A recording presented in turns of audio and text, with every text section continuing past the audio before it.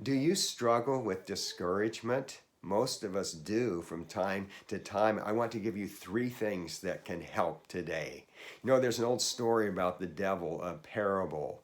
It's said that he sold the tools that he used against people. So on sale was hatred and envy and jealousy and doubt and so forth. And alongside those tools was one that was well worn but very expensive: discouragement. Someone asked the devil, "Why is that tool so expensive?" And he said, "Oh, discouragement. It's so useful to me. I can pry into a person's heart with that like with no other tool. And once I get in there, I can direct them the way that I want to direct them. And I use it on virtually everyone because people don't realize that it's my tool." Welcome to Truth Talk with Ed Skipper, published every Monday and Thursday at 6 a.m. It is biblical truth applied to your daily life. Hebrews 12:2. Let us fix our eyes on Jesus, the author and perfecter of our faith. So that's the first thing that we can use. The first tool is fixing our eyes on Jesus. You know, how many times have I sang praise songs, read scripture, maybe psalms that had praise and thanks in them, meditated on the attributes of God, or named the names and titles of Jesus, and it has lifted my spirit. You can do the same thing. Now, my last video was actually on this topic.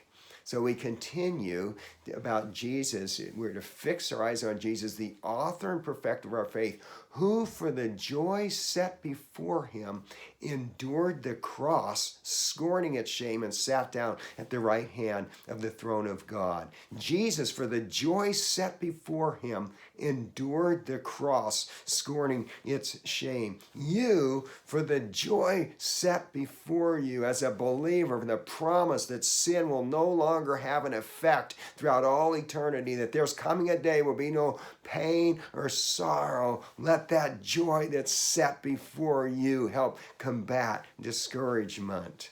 You know, recently I got a vaccination for COVID-19, and the nurse told me that in about 12 hours it was very likely that I would have flu-like symptoms for about 24 hours. That's exactly what happened. I woke up in the night shivering, and I also had fatigue, but I said to myself, this is temporary. This is going to end. And you can do the same thing with the trials of this life. You know that they're temporary and they're going to end. And one day you'll enjoy the presence of Jesus unhindered by sin. Verse 3, consider him who endured such opposition from sinful men, so that you will not grow weary and lose heart. Know this, Jesus Christ himself was opposed. So don't be surprised at opposition. Don't be surprised at trials. Discouragement is real, but so is the help that you can get from God. God is our refuge and strength and ever-present help in trouble. Therefore we will not fear, though the earth give way and the mountains fall into the heart of the sea. So three things that can help you battle discouragement: fixing your eyes on Jesus, the joy set before you, and knowing that Jesus faced opposition. If you are watching or listening to the podcast, make sure you give it a rating. If you are watching on YouTube, please like it. And know this also, that there is a video that relates to the last point that I made here and the opposition that Jesus faced. And the video is called, or the podcast, Satan's Strategies Backfire. It's episode 159. I will put the link in the description to that YouTube video. And until next time, may you receive help from the Lord by fixing your eyes on Jesus, by knowing there's joy set before you, by knowing that Jesus faced opposition, and may it help you with discouragement.